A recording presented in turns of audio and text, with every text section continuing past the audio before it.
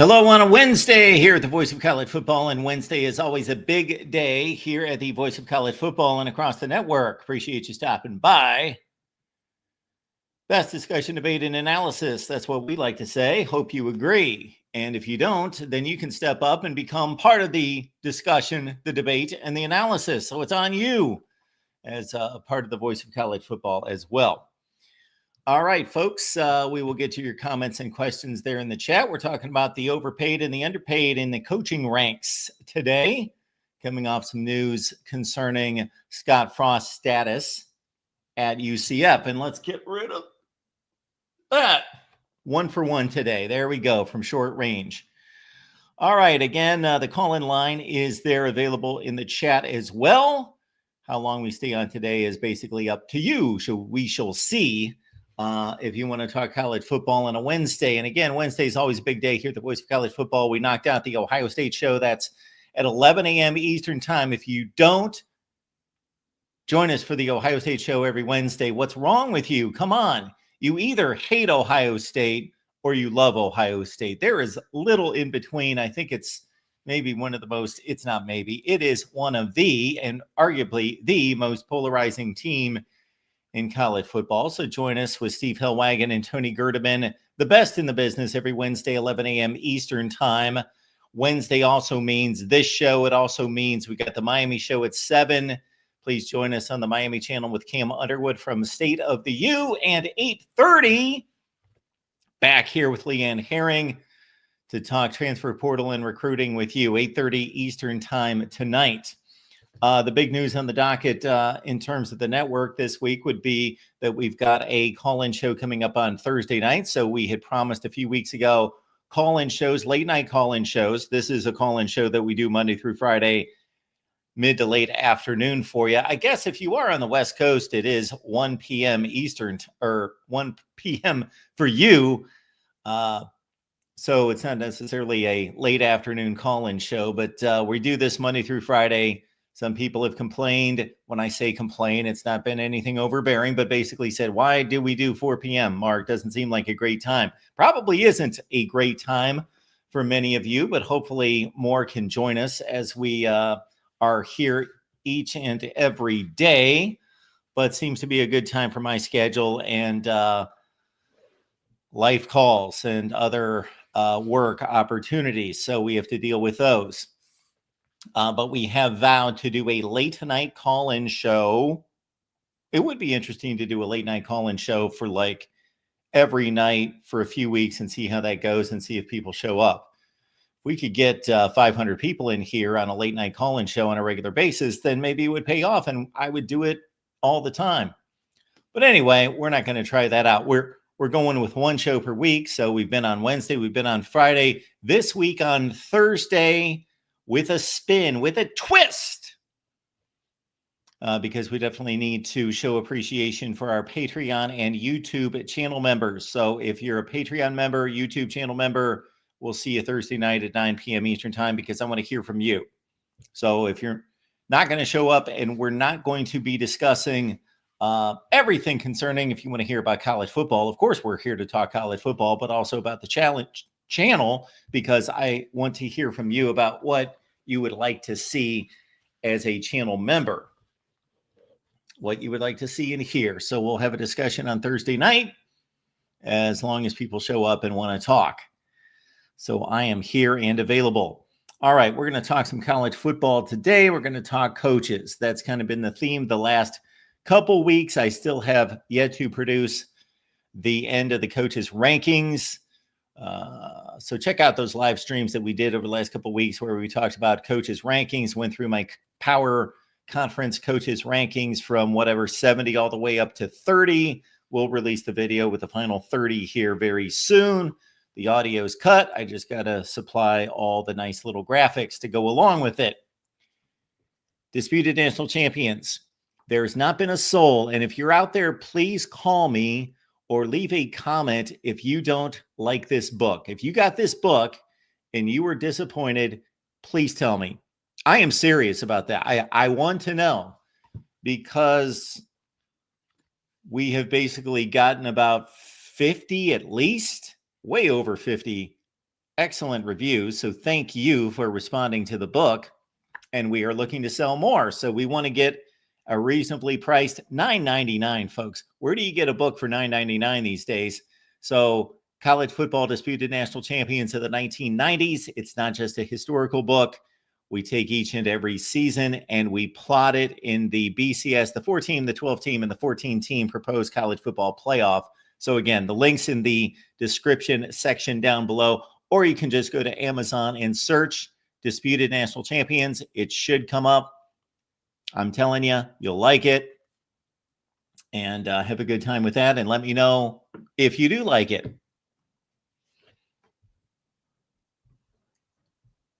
In the chat, Tukey G, Jackson, 79, Jed Buck, Edwards here. This Voice of College Football guy is here. Karen wishing everyone a happy Wednesday with a heart included. Christopher, Pit Snipe Husker, good to see you. Good afternoon. Jackson letting us know. Folks, please check out the website. I will call it up here in a second, but Jackson has left the link right there. VOCFB.com, easy to find. VOCFB.com. And you just sign up right there. You can jump in the forums. You can debate. You can talk, discuss all those good things right there at the Voice of College Football. And we are churning out about, 4 or 5 articles a day. And our writing team is doing a fantastic job. So please, VOCFB.com. Hate to miss a call from my son. My son's calling, but calling at the wrong time. So I'll have to let him know. Pops is on the air. All right. Jackson, of course, encouraging everyone for the Amazon link down in the description section down below. Minnie's here with the GBR. Jim R., good to see you. Afternoon, chatsters. Hit a like. Yes, always hit a like. Yeah, let's bypass that comment. Why did I even post that one? And anyone else in the chat? I don't see anybody else. So Highlander Gun. Good to see you. Okay, so this should be an interesting process, although I've looked over the top 10 and it's pretty mundane. I got to say, it's not real interesting. But we're going to see what these coaches make. Why are we talking about that today? Well, our friend Scott Frost, our buddy Scott Frost, one of the very best in the business. Scott Frost due an extension if UCF makes a bowl this season. Okay.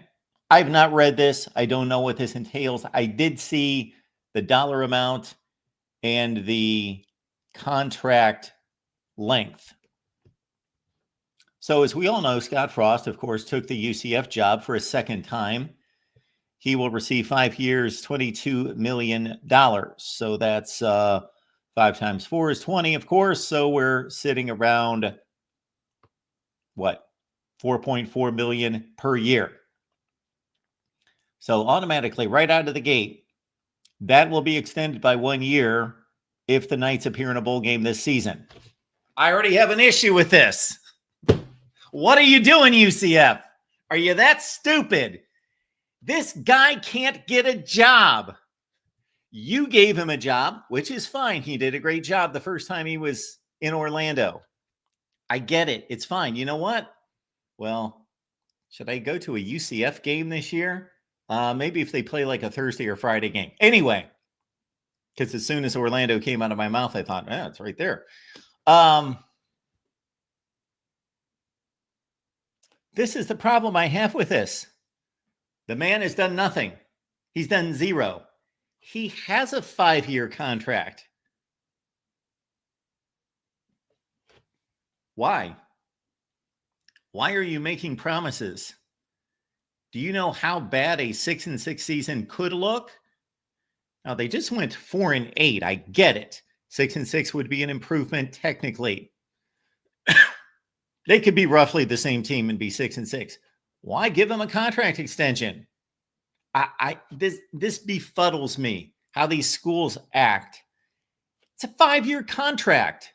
It's not, okay, 5-year contract, 2 years in, has not blown the doors off and done some magnificent reclamation project. So let's say Scott Frost takes over 4-8 UCF and they go 6-6 and then win a bowl game. And then the next year they go 8-4, go to another bowl game. And then that third year you say, hey, if we do this, or we're going to extend, and I'm sure, hey, in this day and age of college football coaching contract extensions, man, you add a win to the previous team and you're getting an extension. Shoot, if you're Luke Fickell, you're subtracting wins and getting extensions.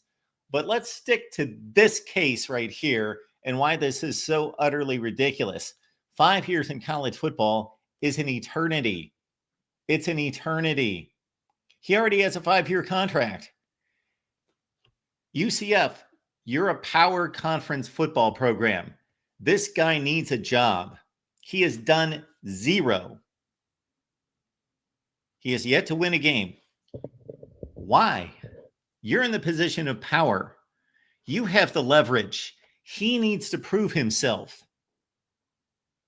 And just because the guy goes 6-6 this year, he's going to get an extension. Let me play out a very reasonable scenario here.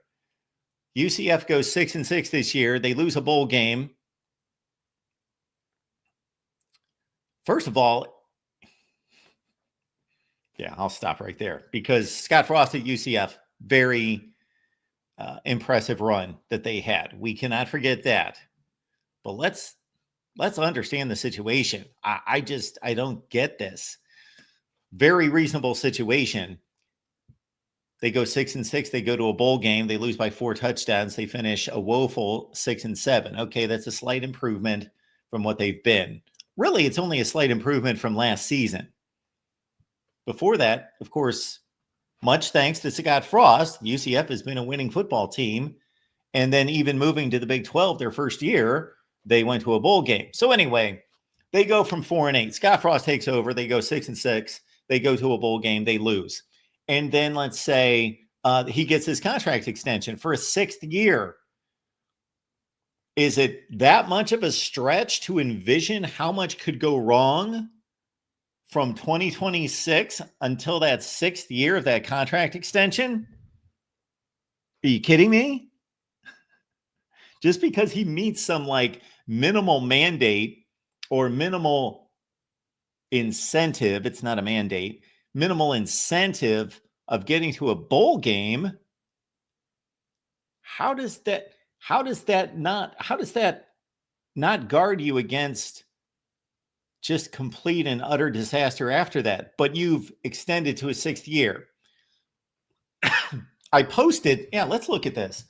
I posted a poll. I should have put it on X as well, but I only put it on the, let me find it here. So we posted a poll on the main page here. So we only got 86 votes, but most of you pretty much are in on Scott Frost in regards to what he will probably deliver here. So what we're looking at is Scott Frost is going to reach the CFP and field contending teams in the Big 12. 9%, 76% of you see him winning 68 games a year, going to bowl games, and then 15% of you see him finishing under 500 and getting fired in 3 to 4 years. Well, again, only 86 votes there, but I'm a bit surprised that the final answer there, the under 500 record and fired in 3 to 4 years, is not receiving more votes. So it is no slam dunk that Scott Frost, even if he gets this 6th year because he goes to a lousy bowl game, and let's understand 80 plus teams go to bowl games every year.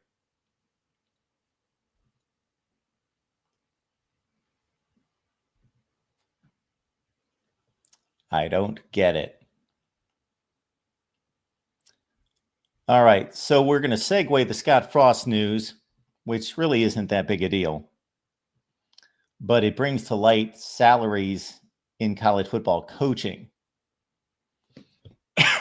So it only took me one sentence to get to a point of dispute here with the Scott Frost contract from UCF. All right, we already know all this business. They rehired him. He did a great job the first time. He went to Nebraska. That was a disaster. He was on the Rams staff. Frost's starting salary will be $3.9 million. Then it goes to $4 million, and up from there, $5 million. Can earn bonuses of $75,000 for reaching a conference championship game, $50,000 for winning a conference title. Shoot, I would give him less, and I would boost those incentives tremendously. I would crank those up. If he can take UCF to a conference championship game, wins the conference, goes to a college football playoff, really? Wins a game? You know what? I would knock down his pay. I'd go from 5 years, 22 million, 5 years, 15 million, and I'd crank those up to the hilt. Because if I'm UCF and he's going to take us to conference championship games and college football playoff appearances, you know what? 5 $800,000 bonuses. Let's see it, Scott.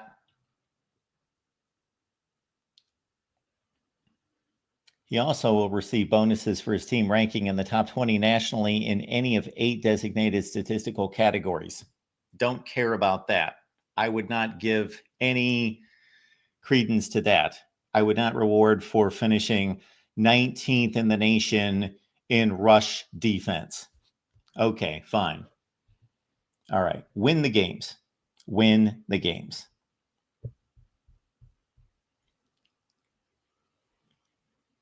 Am I wrong here? He's already got a 5-year contract, and you're already promising a 6th year just to get to a bowl game, which 82 teams accomplish every year. We got 41 bowl games as of last count. We've got 82 teams. You can be the 82nd best team in the country, which makes you about the 50th worst team in the country, and you're making a bowl game, and you get an incentive for that. And then let's say he can't make a bowl game after that. He's an utter disaster, but he's got this 6th year that you're going to have to pay for if you fire him. And the odds of Scott Frost having a job after 5 years going into a 6th year of this incentive contract, of that incentivized year, that 6th year, the odds of him having a job are about 20%. So you've basically said, if we go to a bowl game this year, if we go to the Gasparilla Bowl, then, and we go 6-7, then we're going to cough up another $4 million automatically, even after you go 3-9, 3-9 the next 2 years, and we fire you. Just remember what I said, folks. Just remember.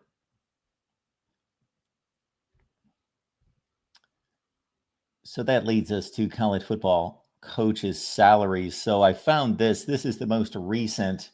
This is a rundown of strictly the top 10 in the nation.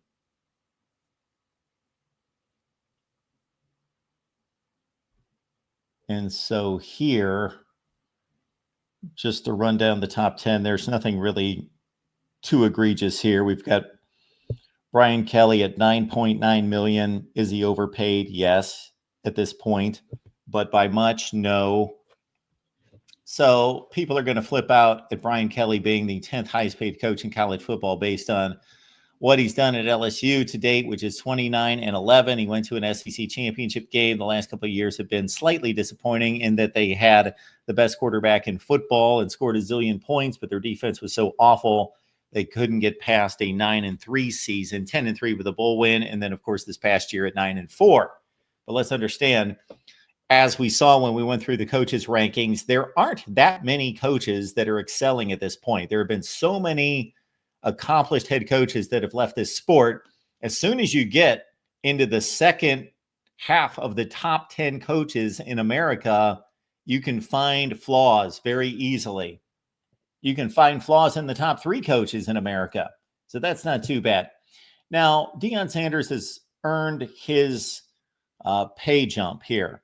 So say what you will about Deion Sanders. Now, we will see if he can keep this up, losing the best player in America and one of the best quarterbacks in America, as confirmed by the Cleveland Browns.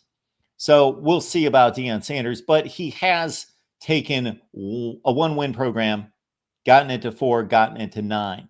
So that's earned. Bill Belichick, he's obviously making money based on his NFL status and his celebrity status and the name brand, and we'll see if he delivers. So has he earned it? Of course not. If life was fair, Bill Belichick would make the same amount of money as whatever other coaches are coming into college football as a head coach for the first time. But life is not fair, and Bill Belichick he's earned it in a kind of periphery type of way. So that's fine. They've got to pay top dollar to get a Bill Belichick to town, obviously. So that's fine.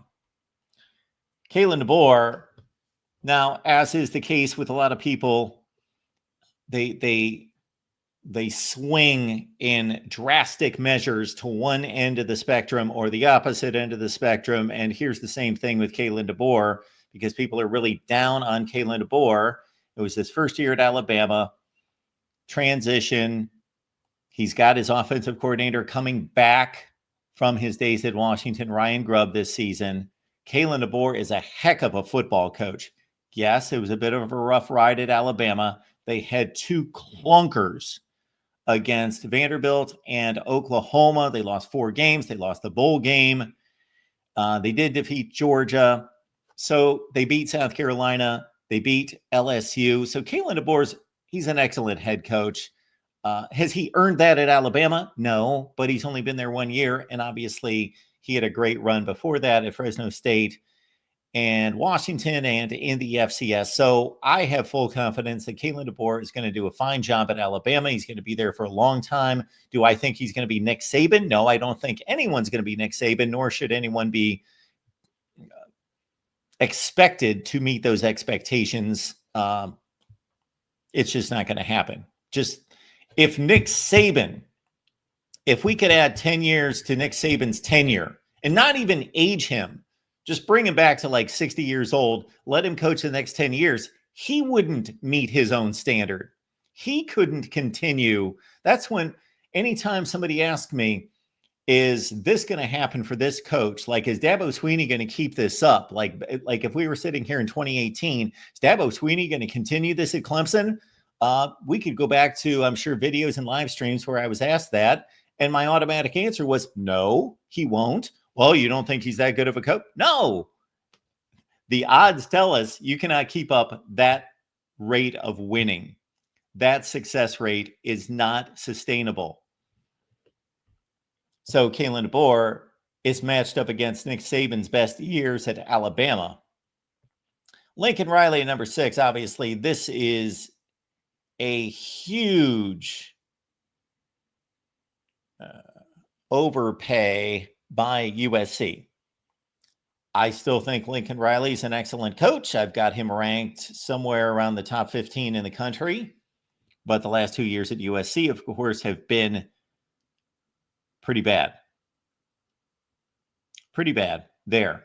Steve Sarkisian at number 5, $10.8 million. Of course, he has earned that the last 2 years, and Texas is now a powerhouse. Dan Lanning at Oregon, have no issue with that. Needs to win some big games, but obviously he did win the Big Ten championship this past year and had the best record in college football in the regular season. He's earned that. Doesn't take much to earn these contracts these days, again, because the longevity just isn't there. So like 2 big seasons, that's what we've gotten out of Lanning and Sark. And this places them as 2 of the top 5 coaches in college football. Then the top 3 are basically indisputable in any such way. They've all earned it in different ways. You know, Dabo Swinney, to a certain extent, he's in that place where if they went 8-4 or 7-5 for the next 5 years, he would still be earning that money because he brought Clemson to a place that Clemson had never enjoyed before. And from 2015, really starting in 2011 was their first big year when they went to the Orange Bowl and won the ACC. But starting in 2015 on the national stage, he had a 6-year run that was as good as any in college football in recent memory in the last 3 to 4 decades. And so there's some equity built up there, but it would be nice for Clemson, of course, to see him kick it back into gear. And he's got this massive 10-year contract that was signed actually in 2022. So we're 3 years closer to the end of that. So about 7 more years left on his contract. Ryan Day, of course, had he not run the table to win the national championship, we would be debating whether he is worth that money. And we'd be saying, well, he's not delivered. So no, he's not worth that kind of money, but he did deliver 4 consecutive games. And so the narrative on Ryan Day has changed dramatically since the last weekend of November. And you could argue that he's the best in the business. He's certainly in the top 5. And Kirby Smart, when you put the, legacies of Dabo Swinney and Ryan Day and their current value together, Kirby Smart is a bit of a combination of the two. He has the longevity that Day does not. He has an additional national championship, and he's got Georgia running at the pace that Dabo Swinney did during his 6-year run, 2015 to 2020. So Kirby Smart, really the only thing that's not happening for him right now is that he can't keep his players off the roadways, terrorizing people. So that's really the only negative there. They are coming off a disappointing 3-loss season. So 3 losses, including the playoff, and they fell far short of their expectations. But based on his work to set those expectations and those standards at Georgia. Now we're going to get to a list that goes all the way down. To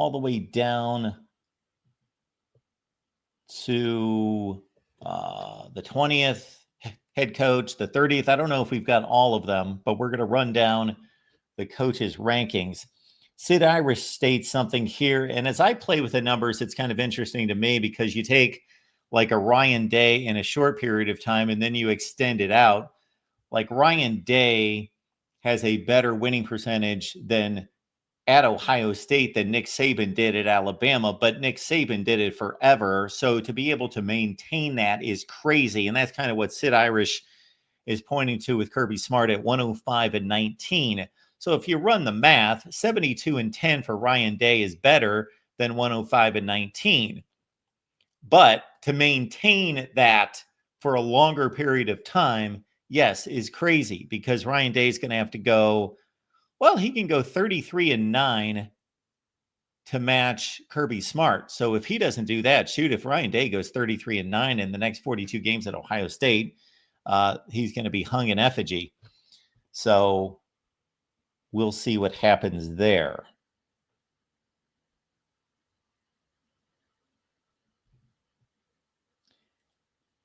Don't really see anything too much in the chat.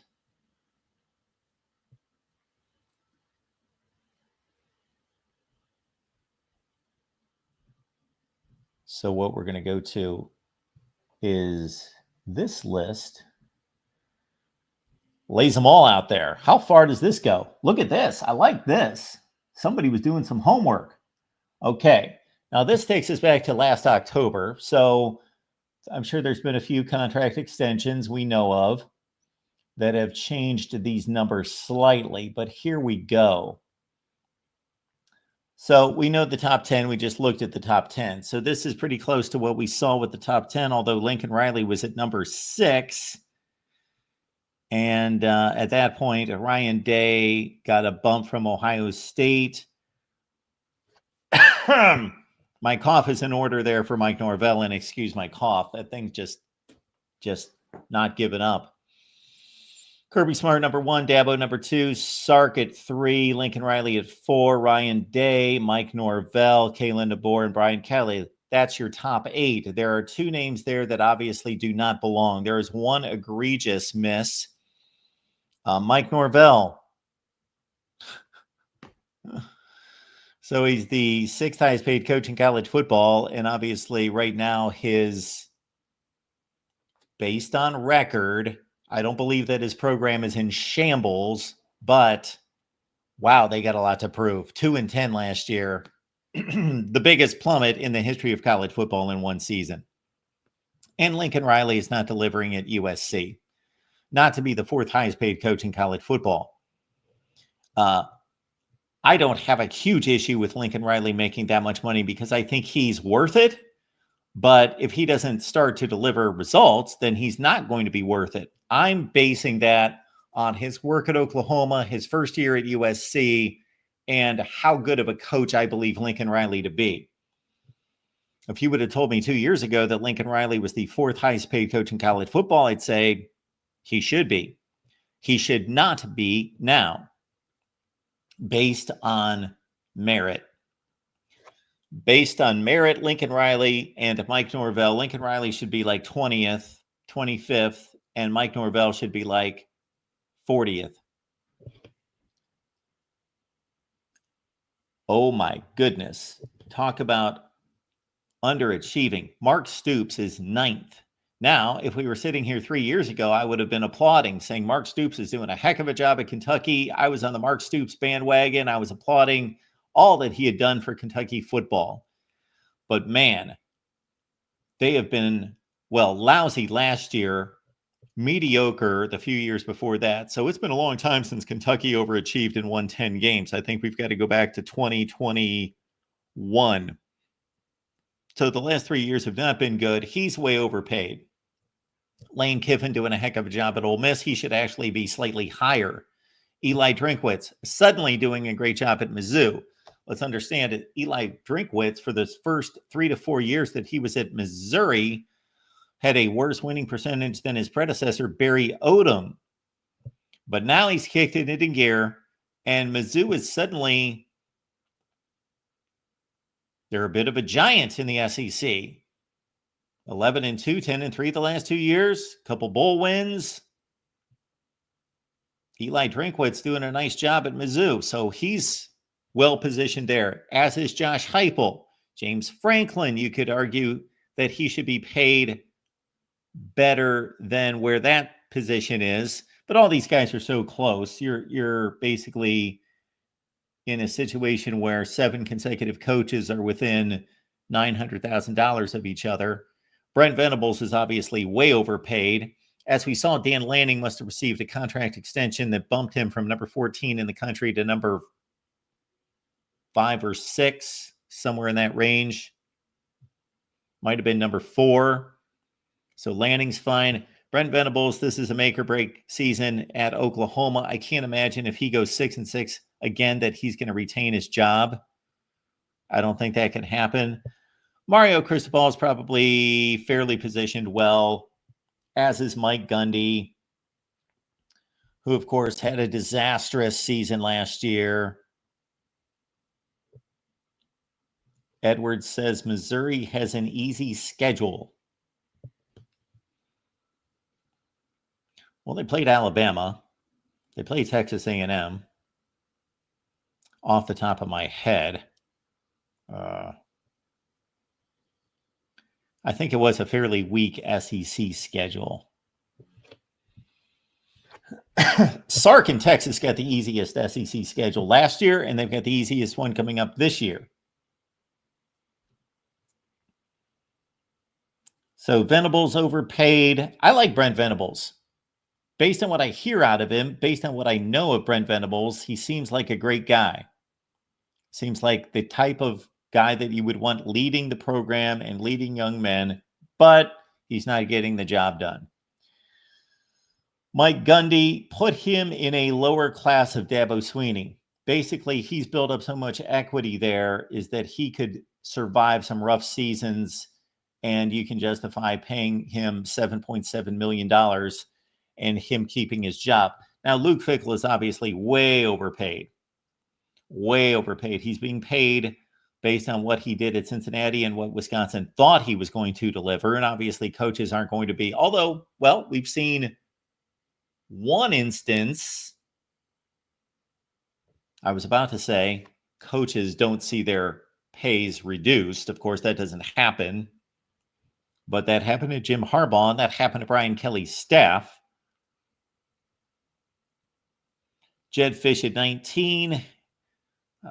A lot of these guys get paid based on how they showed up at the job. They obviously had to deliver at the previous job, and they came in hot, and so they got paid for it before they did anything at the current job. And that's the case of Luke Fickell and Jedd Fisch. Lance Leipold doing a heck of a job at Kansas. I know they dipped to 5-7 this past year. Billy Napier, wow, the narrative on this guy completely changed in about 4 weeks. So suddenly he's doing a nice job at Florida, we think.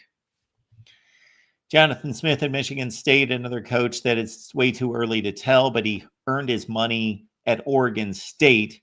So another guy that earned his money at the previous job to set up his deal now. Kirk Ferentz at Iowa. I said it during the coaches rankings. Now you talk about a guy that's the easiest guy to rank. This is the guy that you really can't argue has earned his salary and earns his salary every year. Not that he should get some kind of crazy extension or bump to the top 3 of college football, but sitting at number 20, yeah, he's got about the 20th best program in college football. And 10 years ago, he had about the 20th best program in college football. And 20 years ago, he had about the 20th best program in college football. So rock steady. Kirk Ferentz would drive a lot of you fans who root for big elite programs would drive you crazy, because if he could not deliver there, obviously he'd be out of a job. But at Iowa, he's doing a nice job. Not doing a spectacular job, doing a nice job. His first 3 to 5 years at Iowa did a spectacular job. They finished in the top 10 3 consecutive years. Mike Elko, I'm a bit surprised to see him down at number 24, because Texas A&M obviously loves to throw money around. Although let's again consider that $7 million figure is pretty much the standard for about 10 consecutive coaches. Hugh Freeze is obviously being way overpaid based on current performance. He got the job and he got paid for what he did at Liberty and Ole Miss, even though that was smoke and mirrors and that was unethical. PJ Fleck, Minnesota, earning his money. Pat Narduzzi suddenly not earning his money. He earned it for a while, but I'm okay with Pat Narduzzi being the 27th highest paid coach in college football for the time being, but his last 2 editions at Pitt have been bad. Marcus Freeman should make more money. Again, this is going back to last October, so maybe Marcus Freeman got a bump. You would think so. Of course, the one big season at Notre Dame, going to the national championship game. So he should be a top 10 to 15 highest paid coach.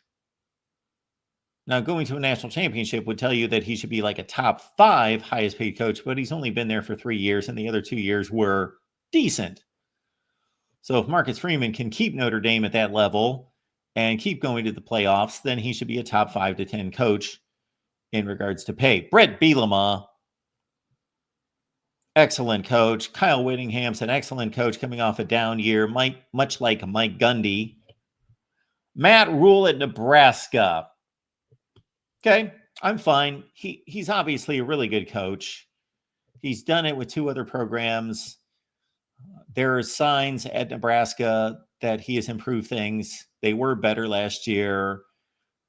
He's pretty much shown that Nebraska is better without necessarily showing us yet that they're better on the field. They were pretty much the same Nebraska last year as the Scott Frost Nebraska teams. They just got one more win.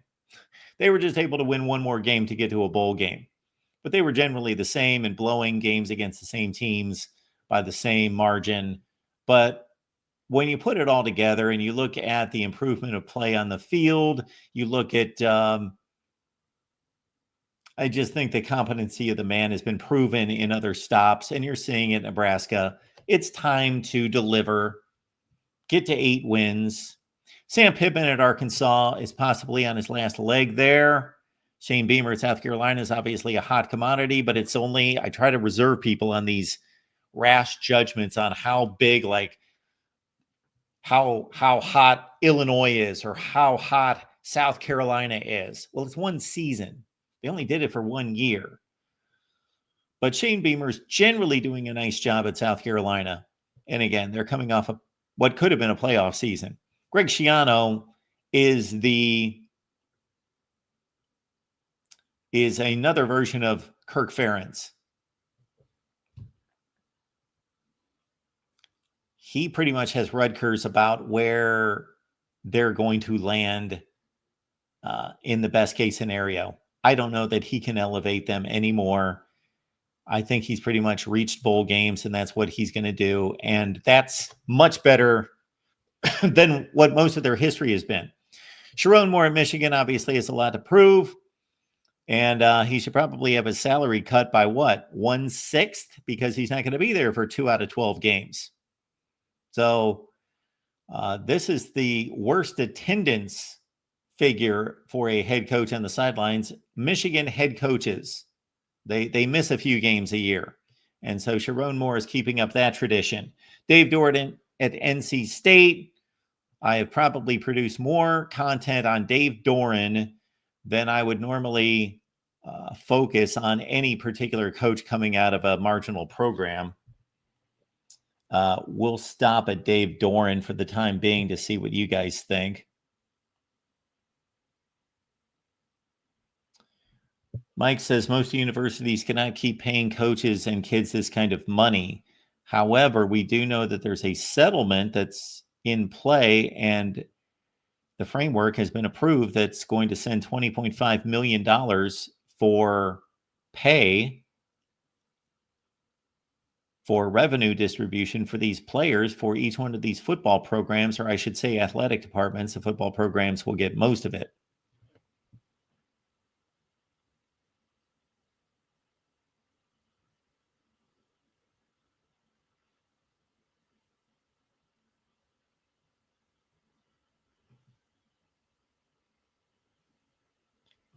Sid hates Pat. Yeah, Pat Narduzzi is not a real likable guy. Pat Narduzzi, Brian Kelly, Scott Frost, they're just not likable guys. Now, I'm not making judgments on them. I don't know them as human beings. They just don't come across as great individuals.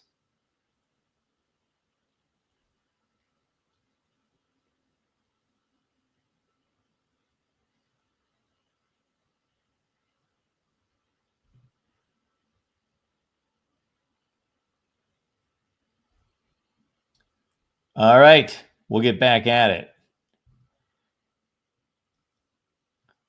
Mike Loxley. Now we're getting to the level of coaches where there's going to be good and there's going to be bad with a number of these guys, although the next 3 guys have basically been good. The next 4 guys have basically been good. So maybe I'm jumping the gun on that general analysis. Mike Loxley. I'm not going to go crazy and damn him based on one lousy season because he was performing before that.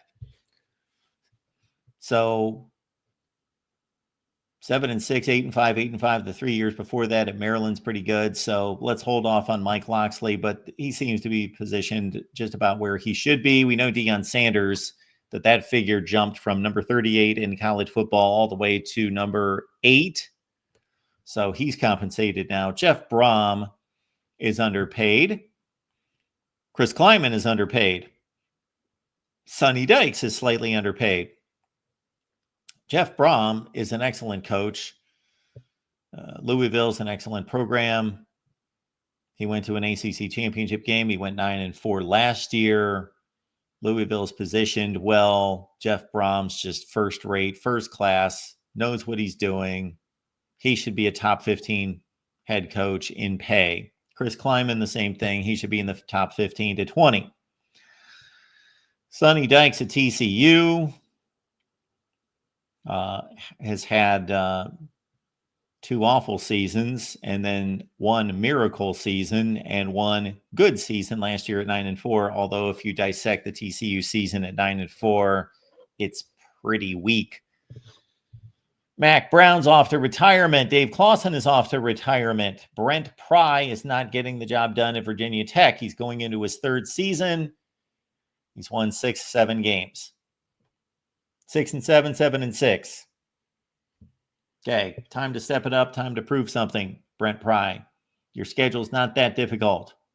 Justin Wilcox at Cal is way overpaid. Cal is horrible. He's winning like 35% of his conference games. Dave Aranda at Baylor, you talk about a roller coaster, up and down, up and down, up and down. They did win a Big 12 championship under Dave Aranda. That's difficult to do. It's not incredible to do at Baylor, but it's rare. Willie Fritz at Houston, way too early to tell after a 4-8 first season. Tony Elliott at Virginia, nobody wins at Virginia. Bronco Mendenhall did okay. So being the 48th highest paid coach in America is probably about where Tony Elliott or any Virginia coach should be until proven otherwise. Curt Cignetti, obviously, I'm guessing he got a bump after the big 11-2 year. Jeff Lebby at Mississippi State, way too early to tell. Disastrous first season. Joey McGuire, Texas Tech, doing a nice job there. Ryan Walters, obviously, long gone at Purdue. Barry Odom takes over and probably is making about the same amount of money. Matt Campbell at Iowa State is way underpaid. Way underpaid at $4 million. Maybe he's received more since then. This is going back to last October. Kenny Dillingham, again, it's pretty much standard procedure at this point that if a coach has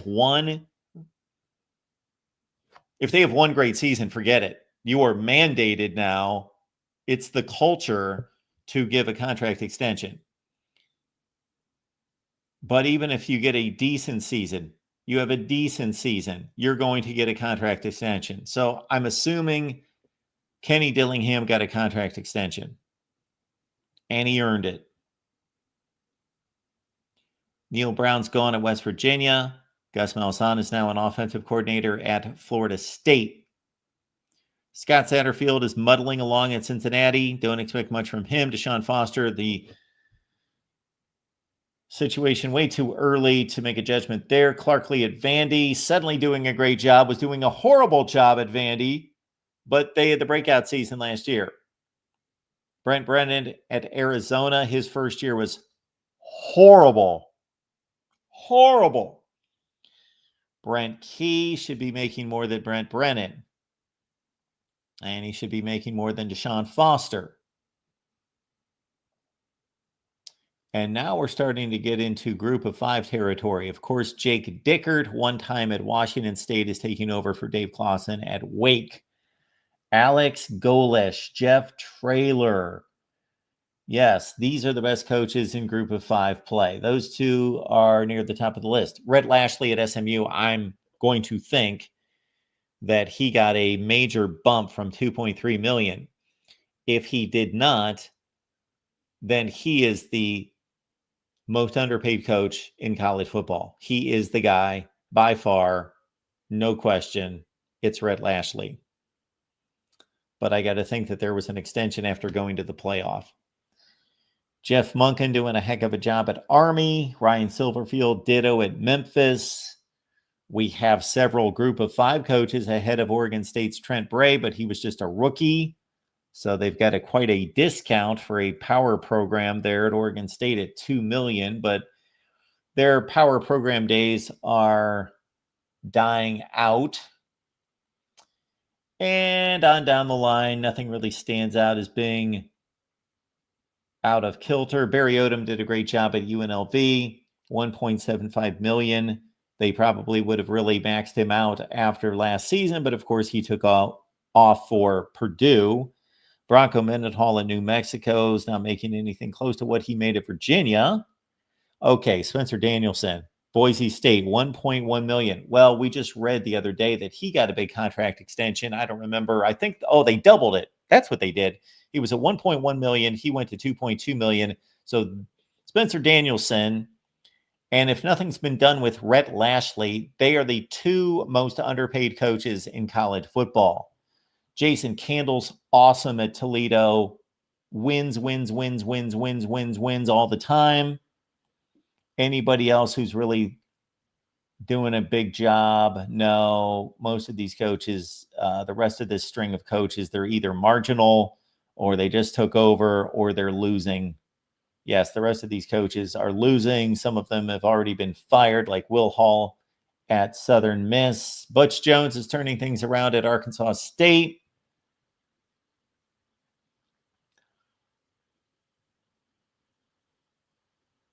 Yeah, this is how quickly things change in college football. We're looking at a bunch of coaches, and probably 25% of them are gone. And this list came out last October. One of the funniest, well, I don't want to. I know it's academics are serious, and academics are why these kids should be in school, especially at a place like Akron where the football does not matter. But we see Joe Moorhead with Akron University at 620,000, which seems like a paltry number when comparing to other college football coaches. But hey, who in this chat would not like to make $620,000? I don't know if you would want Joe Moorhead's schedule, though. But it brings to mind, I found out today that it was in the news here in the last couple of days that Akron University is ineligible for postseason play because of their academic ranking is not high enough, their academic score as a football program. So that hasn't happened since Idaho in 2014. Our lowest paid coach in college football was Kennesaw State's Brian Bohannon. Of course, they just joined the FBS. He's making $376,000. Jamie Chadwell at Liberty, $479,000. I'm guessing that got a leap. That got bumped. Kenny Burns at Kent State got canned. He's out. And again, the Akron situation's somewhat amusing. As I noted here, let me find my, there's the promotion on today's show that I wanted to find.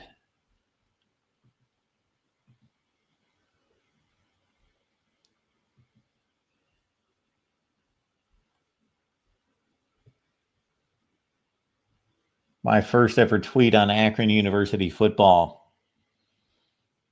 Everyone, don't forget to factor Akron's ineligible postseason status into your CFP projections. And of course, yesterday was this guy.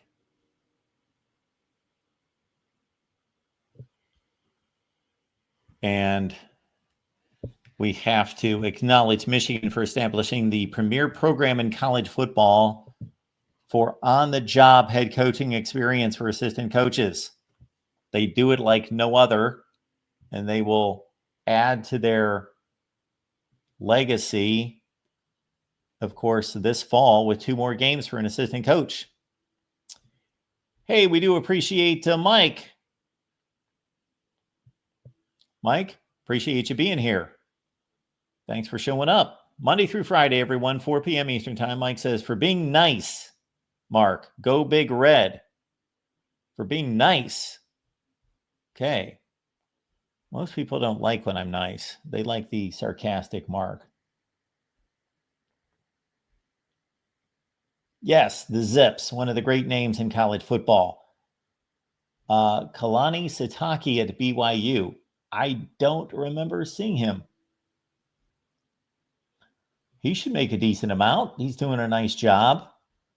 They had the one rough year entering the Big 12, but they bounced back, of course, this year. I did not see Kalani Sitake anywhere. I don't know why.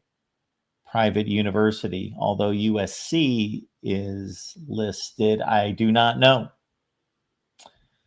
Serious question. I don't know if this is for me or the chat.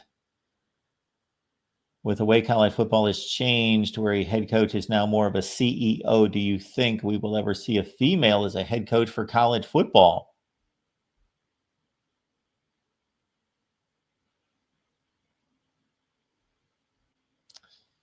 Mike is responding with a nice answer there. I think that's actually a fair answer to make right there, because if we were having this discussion 25 years ago, I don't know that a lot of people would have envisioned a female official on an NFL field or a college football field.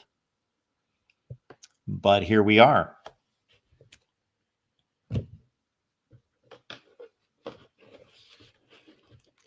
It's an interesting question.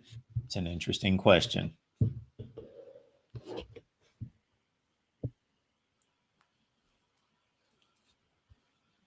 I would only be guessing. I live in my brain, in my world, under a meritocracy.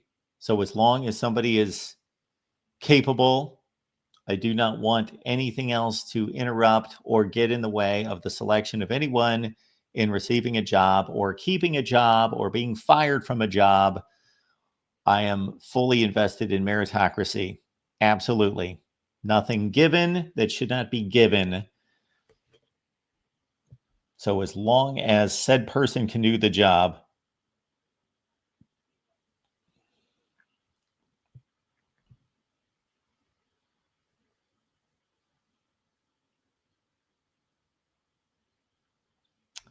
Mike says PJ Fleck is a game wrecker. Minnesota is a hard place to be with all the Vikings fans. He deserves his pay.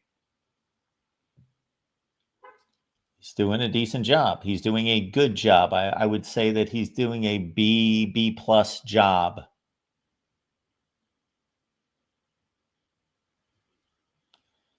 And again, Mike, we appreciate you being here. And I don't really see too much else going on in the chat. Karen says Deion's a bit overpaid for how they finished last season, in my opinion. How they finished, you're going to... Karen's a taskmaster here. One game, they had a bad bowl game, and Karen's ready to say, too much, knock him down.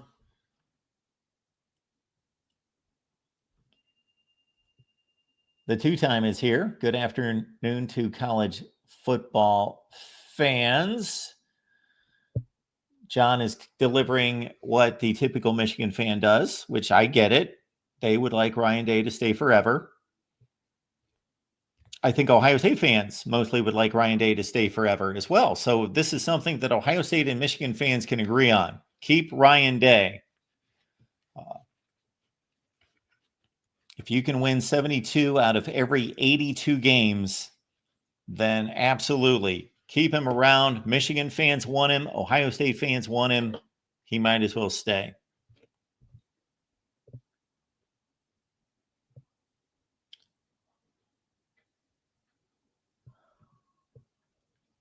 Yeah, if we're looking at hot seat, I think Luke Fickell, Brent Venables, hot seat. Mike Locksley, after just one bad season, technically shouldn't be on a hot seat, but it feels as though we've lived in a college football world for the last several seasons where we see that these administrations are not as lenient or as patient as they used to be.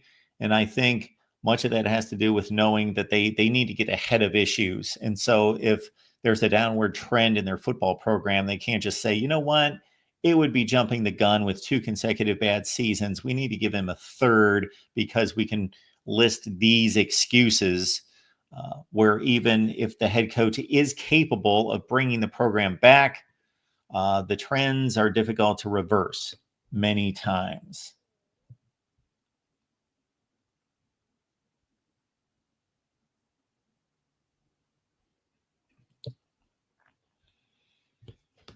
Minnie, I don't know what I'm right about, but I'm just assuming I'm right about everything. So thank you. I appreciate that. All right, folks, do appreciate you being here at the Voice of College Football. Next show is going to be the Miami show at 7 Eastern. We come back here with Leanne Herring for the recruiting and portal update show On the Move. That's at 8:30 Eastern. Again, your book, it's a nice little read here, 100 pages for $9.99. Amazon, Disputed National Champions. The link's down in the description section down below. Don't forget our call-in show on Thursday night for channel members. That's for YouTube and Patreon. And also, while we're at it, we should remind you of this. You can make a difference here at the Voice of College Football. Use the Amazon link. Financially contribute to the Voice of College Football without spending a penny. Same shopping experience. It's easy. Go to any video on any channel. Go to the description section and grab the link right next to the capital letters that say Amazon. Use that link and Amazon will instantaneously convert to your account, settings, history, everything intact, just like whatever link you use right now. No difference. Pay no attention to the product that you see right there. Just go search what you want. Don't forget the Amazon link. Thank you for your support. Sincerely, the Voice of College Football.